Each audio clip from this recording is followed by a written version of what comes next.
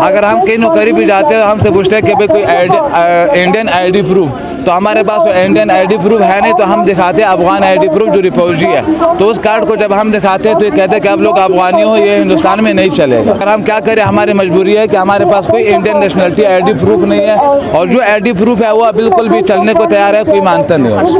Indian government citizenship नहीं दे रहे हैं, अगर दे रहे तो दे दो मेरे को, मैं 31 साल से यहाँ रह रहा हूँ, क्यों नहीं दे रहा हूँ मेरे को? मैं ना यहाँ कोई कारोबार कर सकता हूँ, नहीं यहाँ पे मैं अपने एक मोबाइल सिम कार्ड नहीं खरीद सकता, एक मोटरसाइकिल नहीं खरीद सकता, एक कार नहीं खरीद सकता, एक घर नहीं खरीद सकता, क्योंकि इंडियन पॉलिसी के अंदर ये नहीं है कि कोई भी परदेसी, कोई भी महाजर यहाँ कोई चीज़ अपने चीज़ से खरीद ले।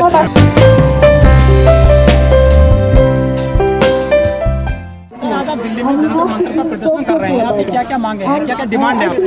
हमारी डिमांड ये है कि हमें जैसे सपोज करो कि 31 साल से मैं खुद रह रहा हूँ हिंदुस्तान में, तो 31 साल से इन्होंने हमारा कोई भी देखभाल नहीं करा। हमारा जो यूनिसियार ऑफिस है वो किसी भी सूरत पे 31 सालों में हमसे उसने किसी बारे में नहीं पूछा कि आप लोग भूखे हो, आप लोगों को कोई प्रॉब्लम है, आप लोगों का कोई घर का किराया है, आप लोगों का कोई स्कूल का बच्चों का एजुकेशन का फीस है। तो ऐसे हमारे यूनिसियार वालों ने हमारे साथ कोई भी साथ नहीं दिया। और हम जब अफगानिस्तान से आए हैं तो सिर्फ और सब हम ये सोच के आए कि यूनिसियार ऑफिस हमारे बहुत मदद करेगा और हमारा बहुत साथ देगा, मगर यहाँ आने के बाद ये पता चल कि हमारे साथ कहीं से कहीं तक भी हमारा वो मदद नहीं कर रहा है। सर, आप जो रिफ्यूजी हैं अफगानिस्तान की, कितनी संख्या है आपकी जो भारत में रहती है? तो कम से कम हिंदुस्तान में हमारे दिल्ली में हमारा कम से कम 30,000 के लगभग लोग हैं, और फिर हिंदुस्तान में जैसे हमारे कलकत्ते में, मुंबई में, चेन्नई में, हर जगह में जो हमारे लोग हैं कम से कम 2-2.5 लाख अफगानी महाजरीन हैं हिंदुस्तान में। सर, आप रिफ्यूजी हैं भारत में, आपको मुख्य समस्या क्या क्या झेलनी पड़ रही है भारत में रिफ्यूजी के तौर पर? रिफ्यूजी के तौर में हमें ये करना पड़ता है कि जिन्होंने हमारे को सर्टिफिकेट दे रखा है, वो सर्टिफिकेट अगर हम बाजार में लेने जाते हैं तो हमारे को एक सिम कार्ड भी नहीं मिलते उस पर। अगर हम कहीं नौकरी भी जाते हैं हमसे पूछते हैं कि भाई कोई इंडियन आईडी प्रूफ, तो हमारे पास वो इंडियन आईडी प्रूफ है नहीं, तो हम दिखाते हैं अफगान आईडी प्रूफ जो रिफ्यूजी है। तो उस कार्ड को जब हम दिखाते हैं तो ये कहते हैं कि आप लोग अफगानी हो, ये हिंदुस्तान में नहीं चलेगा। तो इसलिए वो हमें कैंसिल कर लेते हैं। हमारे जवान पढ़े लिखे भी है, समझदार भी है, हमारे जवान हर तरह की नौकरी करने को तैयार है, मगर इंडिया गवर्नमेंट भी साथ देने को तैयार है। मगर हम क्या करें, हमारी मजबूरी है कि हमारे पास कोई इंडियन नेशनलिटी आईडी प्रूफ नहीं है, और जो आईडी प्रूफ है वो बिल्कुल भी चलने को तैयार है, कोई मानता नहीं है। लेकिन सर, एक इंडियन गवर्नमेंट एक लॉ ला रही है CNRC, क्या उसका कितना आपके ऊपर असर पड़ेगा? देखो, CNRC के हमारा से कोई लेना देना तो है नहीं, हम तो फॉरनर है।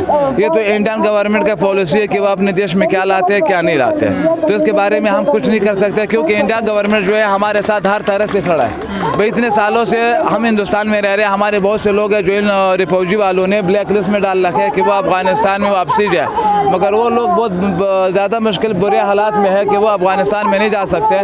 मैं जिस एरिया का लीडर हूँ वहाँ मेरे पास 35 साल से लोग लेके मेरे पास आज तक के लोग हैं, मगर उनके कोई भी इन लोगों ने सरपरस्ती नहीं लिया, क्योंकि सारी सरपरस्ती जो है हमारे यूनिसियार वालों का है। लेकिन सर, वो अगर कानून इम्प्लीमेंट हो जाता है भारत में, तो सर उससे तो आप लोगों को लिए फिर जाना पड़ेगा या रिफ्यूजी कैंप में रहना पड़ेगा? नहीं, किस तरह से मतलब वो करेंगे? उनका यही है कि जो रिफ्यूजी लोग हैं यहाँ से, या तो उनकी आइडेंटिटी उनको उस कानून में डाला गया है कि जो इस्लाम है, जो मुस्लिम है, उनको छोड़ के चाहे उसमें हिंदूज हैं, जो बाहर के लोग यहाँ रिफ्यूजी हैं, उनके लिए तो नागरिकता मिल जाएगी, सिटीजनशिप, लेकिन जो मुस्लिम है उनको नहीं मिलेगी।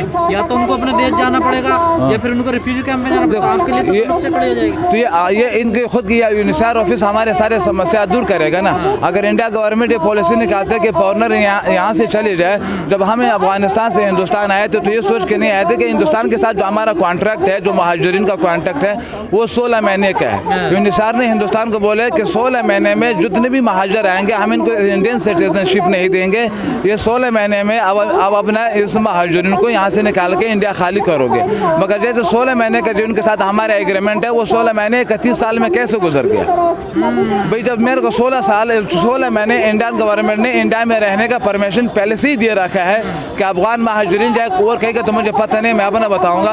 अफगान महाजरीन जो है वो 16 महीने हिंदुस्तान में रहेंगे, उसके बाद जो हिंदुस्तान से उसको तीसरी कंट्री में निकाल देंगे। मगर 16 महीने तो छोड़ लो, यहाँ तो 2 साल के अभी जो फिलहाल जो हमारे अफगानिस्तान से लोग आते हैं उनको 2 साल की तारीख देते हैं कि आज तारीख ले जाओ, 2 साल बाद आओ, हम तुमसे इंटरव्यू करेंगे, पूछेंगे।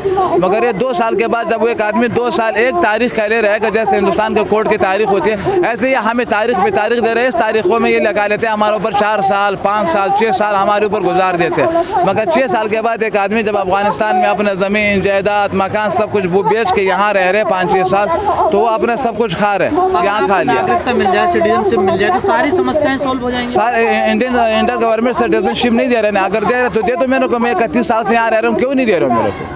मैं ना यहाँ कोई कारोबार कर सकता हूँ, ना यहाँ पे मैं अपने एक मोबाइल सिम कार्ड नहीं खरीद सकता, एक मोटरसाइकिल नहीं खरीद सकता, एक कार नहीं खरीद सकता, एक घर नहीं खरीद सकता, क्योंकि इंडियन पॉलिसी के अंदर ये नहीं है कि कोई भी परदेसी कोई भी महाजर यहाँ कोई चीज़ अपनी किससे खरीद ले।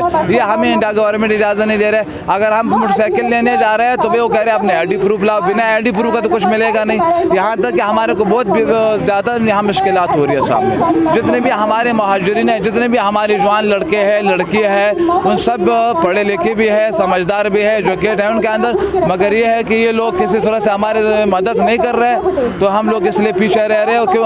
अगर ये हमारे साथ दे दे तो हमारे घरों में जो आप चाहते हैं कि गवर्नमेंट को जल्दी फैसला ले, बिल्कुल जल्दी फैसला ले, क्योंकि लॉकडाउन हो गया। लॉकडाउन में लोगों के घरों में जो लोग महाजर यहाँ रह रहे हैं उनके पास पैसा नहीं है रोटी खाने का, उनके पास घर किराए के लिए पैसे नहीं है, तो लोगों का बहुत बुरा हाल हो रहा है। अभी भी यकीन करो कि मैंने पिछले हफ्ते से अब तक अब वज़ीराबाद दिल्ली 84 में रहता हूँ, तो वहाँ पे जब मैं था तो अभी पिछले हफ्ते से लेके आज तक कल तक मैंने 3 आदमियों के लिए वहाँ से जो हमारे अफगानी लोग हैं मैंने सबसे चंदा करा है। उनके घर में यहाँ तक कि राशन तक नहीं था, जो मैंने चंदा करा है 4000 रुपये एक के लिए कटे हुए, 3000 रुपये एक के लिए कटे हुए, तो उस पैसों से हमने राशन लेके उनके घर में डाले।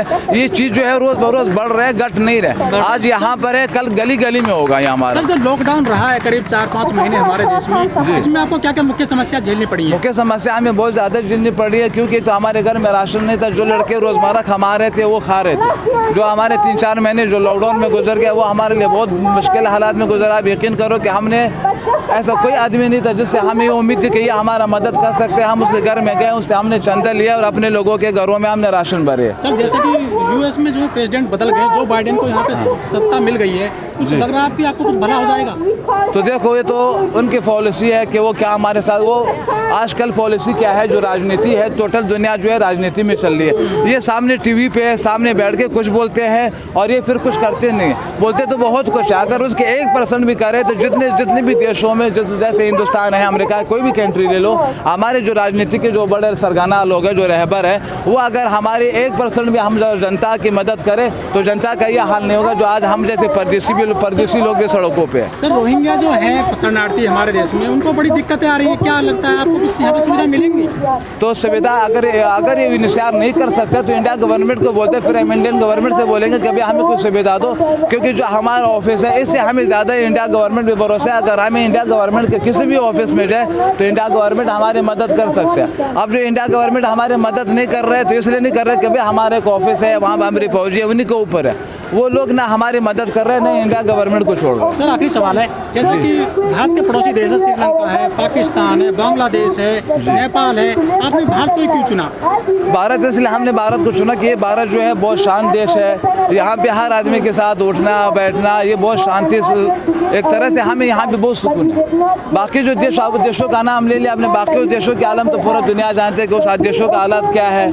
अगर देखा जाए, अगर मैं यहाँ पे बिल्कुल एक चीज़ से हट के बात करूं, सेफ्टी वाली बात करूं, तो जितने भी हम यहाँ पे मुसलमानों में जो वर्ल्ड में जो इज़्ज़त और आबरू जो ख़त्म हो गई वो पाकिस्तान के देन है। जो उसने हमें एक आतंकवादी का नाम पाकिस्तान ने दिया, टेररिस्ट का नाम पाकिस्तान ने दिया, अलकायदा का नाम पाकिस्तान ने दिया। पाकिस्तान की हम कितनी तारीफ़ करें, किसी तारीफ़ के लायक नहीं सिवा हमारे अफगानी को तुकने के लायक।